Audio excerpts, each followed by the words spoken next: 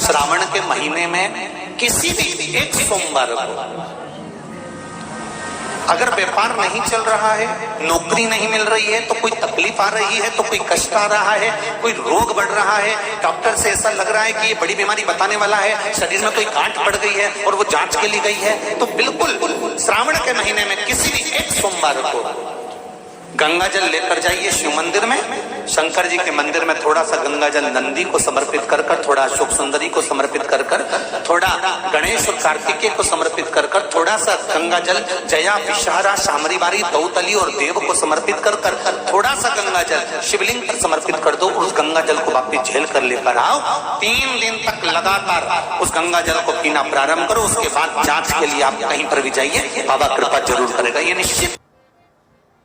ये शिवलिंग जलाधारी, यहां से जल अशोक सुंदरी के पास में से नीचे की ओर गिर रहा, ठीक है। बेलपत्र नहीं है आपके पास चढ़ाने के लिए, मत चढ़ाओ।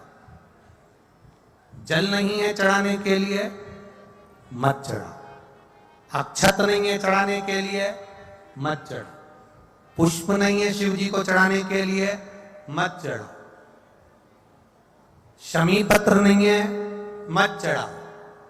पर किसी शिवालय में, किसी शंकर के मंदिर में अगर तुम गए हो, तुम्हारे पास में कुछ भी नहीं है, जो भी भगवान का दर्शन तुमने किया है, तो यहां से जो पानी नीचे गिरता है, उस गिरने वाले स्थान पर मात्र अपने हाथ का 3 बार स्पर्श कर कर बाबा से दिल की बात कहकर आ जाओ, तो मन की मुराद बाबा पूर्ण कर देता है। वो सहज प्रसंग है।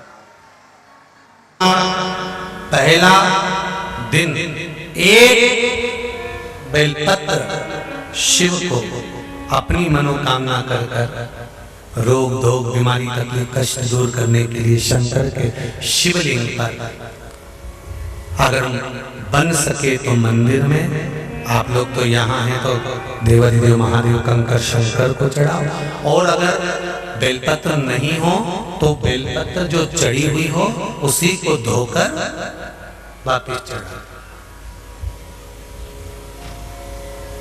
वापिस। और सावन का महीना है, दिल से बाबा को रिझाओ।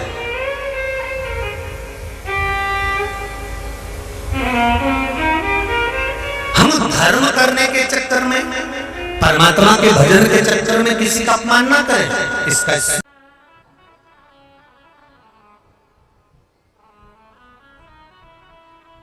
जब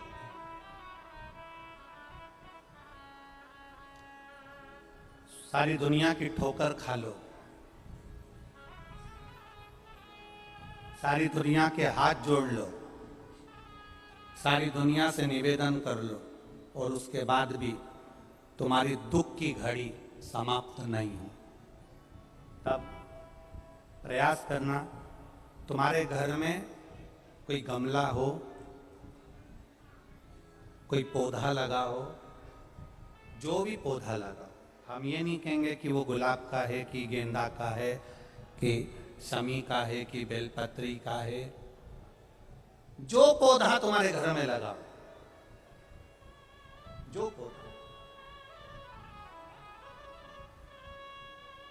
एक प्रयास करना। अभी सावन चालू हुआ है, अगर तुम्हें लगता है कि मेरी दुख का समय समाप्त नहीं हो रहा, मेरी दुख की घड़ी समाप्त नहीं हो रही, तो घर में रहने वाले जितने लोग आस्था चैनल पर कथा सुन रहे हैं, जितने फेसबुक यूट्यूब पर कथा सुन रहे हैं, और जितने पुष्कर राज की इस पावन धरा पर बैठकर कथा सुन रहे हैं, उनसे निवेदन करेंगे, श्रावण 2 सावन अब की बार हैं, एक अधिक मास का भी पड़ेगा और एक श्रावण ये पड़ेगा। ये जब 2 श्रावण पड़ते हैं तो इसमें हरि और हर का मिलन होता है, हरि और हर का मिलन, क्योंकि अधिक मास जो है वो भगवान पुरुषोत्तम का है, भगवान विष्णु का, और सावन के मध्य में अगर पड़ रहा है तो देवाधिदेव महादेव के साथ भगवान हरि का मिलन हुआ है, इसलिए इसको हरिहर श्रावण कहते हैं। ये 2 महीने के श्रावण में अगर मान लो एक दिन आपका निकल भी गया, 2 दिन आपके छूट भी गए, कोई दिक्कत की बात नहीं है। जो पेड़ तुम्हारे यहां लगा हो, जो पौधा तुम्हारे यहां लगा हो, जो वृक्ष तुम्हारे यहां लगा हो, जो क्यारा तुम्हारे यहां, कुंडी तुम्हारे यहां, उसी की मिट्टी को, उसी के पेड़ के नीचे, उसी पौधे के नीचे, उस मिट्टी को थोड़ा सा हाथ से उसको उठाकर एक लिंग की आकृति बना ले। उसमें जलाधारी बनाने की जरूरत नहीं, केवल लिंग की आकृति बनाकर उसी की पूजन वहीं कर कर, पानी चढ़ाकर 15 से 20 मिनट बाद अपना काम करने के बाद उसी को उसी मिट्टी में विसर्जन कर दें, अपनी कामना कर कर। देवाधिदेव महादेव 2 महीने के बाद क्या देगा ये वही जान सकता है। वो क्या प्रदान करेगा ये उसके ऊपर।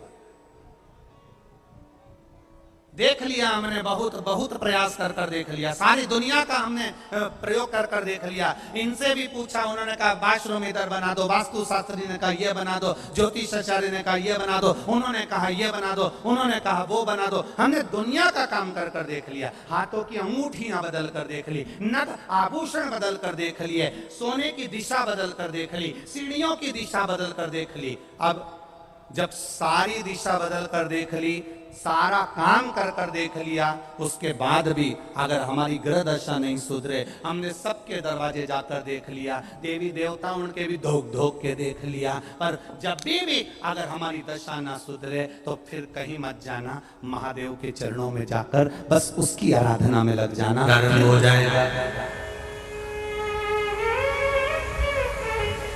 जो माताएं श्रावण के सोमवार का व्रत करती हैं वो पशुपति व्रत मत करना। जो श्रावण के सोमवार का व्रत नहीं करती हैं वो पशुपति व्रत कर सकती हैं, उनको पशुपति व्रत करने का मना नहीं। पर यदि श्रावण का व्रत आप पहले से करते आ रहे हो, श्रावण महीने का व्रत करते आ रहे हो, या श्रावण के महीने में तुम सोमवार करते आ रहे हो, तो फिर पशुपति व्रत ना करते हुए इसको 1 महीना, भले 2 हुए हो, 3 हुए हो, 4 हुए हो, रोक दो। फिर अगला जब श्रावण पूर्ण हो जाए फिर जो सोमवार आए फिर चालू कर दो। पर अगर श्रावण का व्रत करते हो तो, और अगर श्रावण का व्रत नहीं करते हो तो पशुपति व्रत चालू है, मना नहीं। श्रावण के महीने में जल चढ़ाने के पात्र 2 कर दो। कितने पात्र करना? जम के बोलो, 2 पात्र कर लो, भले 2 हाथ में लेकर मत जाओ, एक के ऊपर एक कलश लेकर जाओ। उसका कारण क्या है? शंकर भगवान ने मां पार्वती के सम्मुख में गंगा का आवाहन करा था, तो गंगा जी ने आकर पूछा था, स्वामी जब पार्वती आपके नजदीक में विराजमान है तो मुझे बुलाने का कारण क्या था? भगवान शंकर कहते हैं, श्रावण का महीना प्रारंभ हो रहा है, जब मेरे ऊपर सृष्टि का भार आएगा तो मुझे गंगा और पार्वती दोनों की जरूरत पड़ेगी। जब घर में विवाह आता है, शादी आती है, कोई फंक्शन आता है, कोई मेहमान आते हैं, तो थोड़ी ड्यूटी बढ़ जाती है। रोज 8 बजे उठते हो, पर शादी रहती है तो कितनी बजे उठना पड़ता है? सुबह 6 बजे, 7 बजे। यहाँ पर भी आप रोज अपने घर पर उठते होगे 8 बजे तक, 7 बजे तक, पर यहाँ तो तुम जब सो रहे होगे तो सवेरे कब हो जाती है और रात कब हो जाती है तुम्हें नहीं मालूम पड़ता होगा कि कब रात होगी कब सवेरे होगी। लोग ढोलक पीते पीते पीते पीते 11, 12, 1 और तुम्हारी लग गई झपकी और बज गई 3:30, सब लग गए लाइन में नहाने और तुम भी भगी जल्दी से नहाने। अब नहाने भी कहाँ जाए तो माता इतनी चतुर, उन्हें का बरसती हो रही है जल की। भगवान भी सोच समझ के पानी गिराता था, 3 बजे से गिराना चालू करता था 6 बजे तक। उस बीच में भगवान को भी मालूम है मिश्रा जी कहाँ से नल लाएगा, इसलिए उन्होंने चारों तरफ से पानी गिराया। बोलो सही है कि गलत है?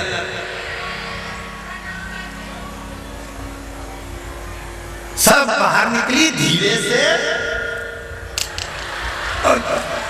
इतनी चतुर राम जी, गजब की चतुर चतुर लोग आया है, गजब।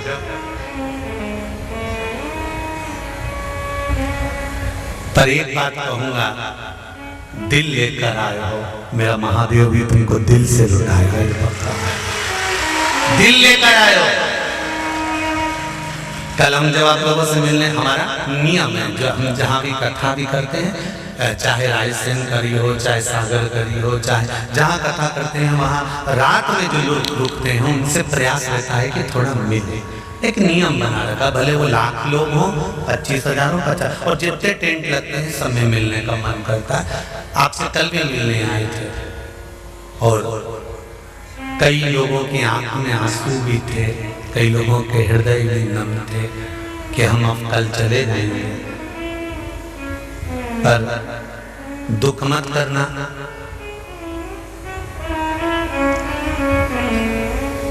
दूसरा कोई स्थान हो, वहां से जाओ तो वापिस आने की गारंटी है कि नहीं है, पर यहाँ तो सील और ठप्पे लगाकर भेजता है कि वापिस बुला लाएगा। तो फिर क्या उसकी आराधना मात्र करिए।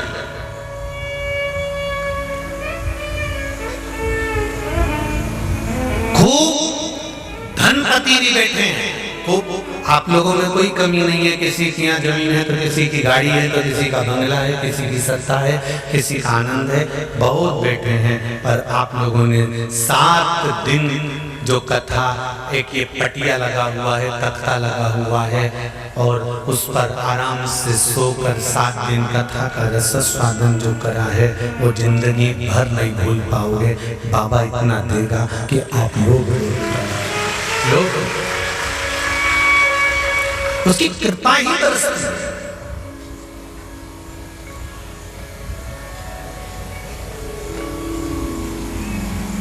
उसकी कृपा बिना कुछ नहीं।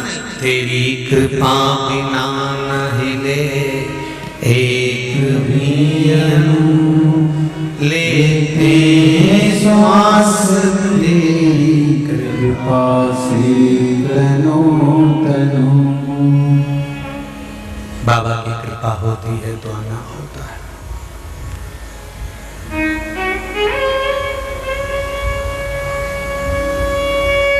कोई नेपाल से, कोई झारखंड से, कोई उत्तराखंड से, कोई चेन्नई से, ना जाने कहां कहां से पधारे, कोलकाता से। शिव कृपा है। कावड़ का जल लेकर, हाथ में जल लेकर, जितने कदम चलकर हम शंकर के मंदिर तक या बेलपत्र के वृक्ष तक जाते हैं, जितने कदम चलते हैं उतने तीरथ हम पार कर शिव के नजदीक पहुंच जाते हैं। उतने तीरथ पार कर, सारे तीरथ धाम आपके चरणों में, हे भोलेनाथ प्रणाम आपके चरणों में। सारे तीरथ वहीं पर है, वहीं। पहले कथा में कहा 33 कोटि देवता शिव जी के शिवलिंग के पास, 33 कोटि, पूरा परिवार तो है ही, 33 कोटि देवता जहां से जल निकलता वहां विराजमान होते। तो देवता सब वहीं पर है, तो वैकुंठ कहां होगा? ब्रह्मलोक, इंद्रलोक, जल लोक, वरुण लोक, गरुण लोक, सारे लोग वहीं। इसलिए शिव जी का मंदिर नहीं होता, शिवालय होता है। क्या होता है? शिवालय। शिवालय का मतलब होता है लय। लय मतलब इसमें विलीन हो जा, शिवालय इसमें समा जा।